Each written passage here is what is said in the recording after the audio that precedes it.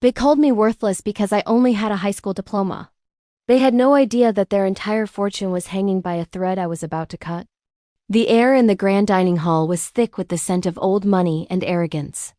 My wife, bless her heart, squeezed my hand under the mahogany table, a silent apology for her family's behavior. Ever since I married her family had treated me like a stain on their pristine reputation. Tonight was no different. Her uncle, a man whose tailored suit was as sharp as his tongue, and who ran the family's prestigious bank, leaned back in his chair, a smug grin on his face.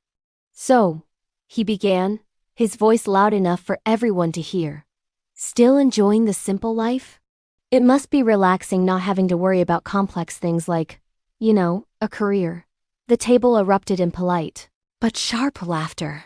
My wife's cousin smirked. I just smiled, took a slow sip of water and said nothing. To them, I was just a high school graduate who had gotten lucky. They didn't know that my simple life involved managing one of the largest private investment portfolios in the state. They didn't know that the very bank this uncle managed had been sending me letters and gifts for years, begging me to become a client. But as they laughed, I pulled out my phone to make a single, quiet call. A call that would change everything. If you enjoy emotional and dramatic revenge stories, please subscribe for more. I kept my voice low, almost a whisper, as I spoke to my account manager. "Initiate a full transfer of all assets," I said calmly. "We're closing the account." Effective immediately.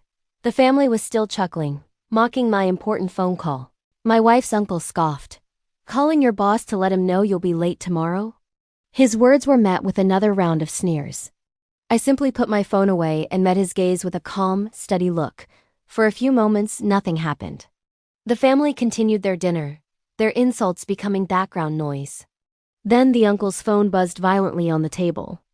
He answered it with an annoyed sigh. "What is it?" "I'm in the middle of a family dinner." His face, however, quickly turned from annoyance to shock, and then to a pale, sickly white. He shot up from his chair, stumbling backward. "What do you mean a multi-billion-dollar account is being closed? Who is it?" He listened, his eyes wide with horror, and then they darted across the table and landed on me. The color drained completely from his face. The bank president was screaming on the other end of the line, but the uncle could only stare at me in disbelief.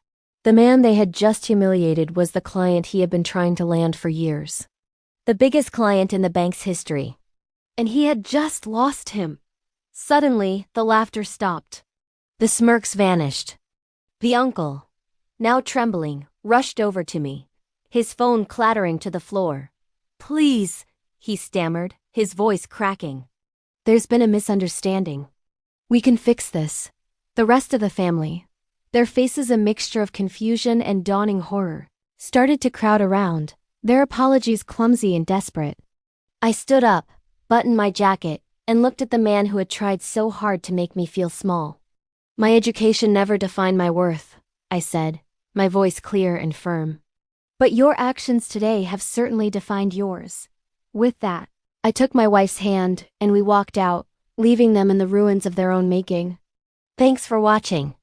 Don't forget to subscribe for more Reddit-style revenge stories.